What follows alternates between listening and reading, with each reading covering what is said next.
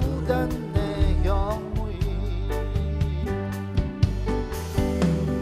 十幾年的歲月，走馬街很家的最亮一身變行過，一種某一都叫以前愛將痛熟識。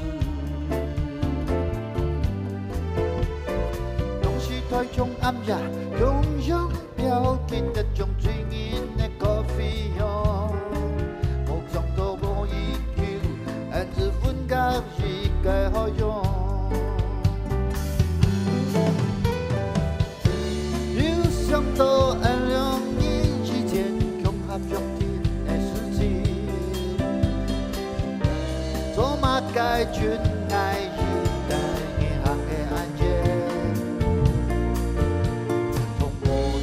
故事情忙前幾天，在對父親來別，愛上了，愛上了，漂洋過海也無為後天。San Francisco和不亞的路上，什麼街都銀行路，愛的路邊遇見某人的咖啡shop地圖。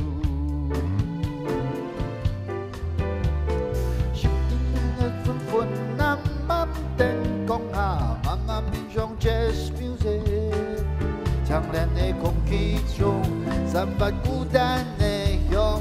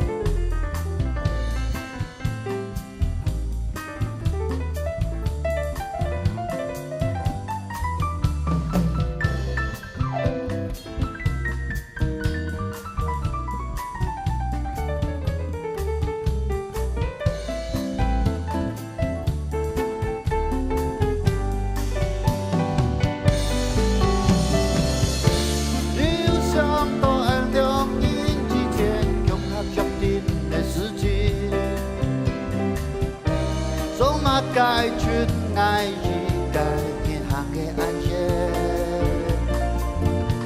從夢想到事情忙前幾天，才從負心來變，愛上了，愛上了，漂洋過海也無為後條。San Francisco 和不亞的路上，什麼街都銀行路，愛到路邊遇見某人的咖啡shop地圖，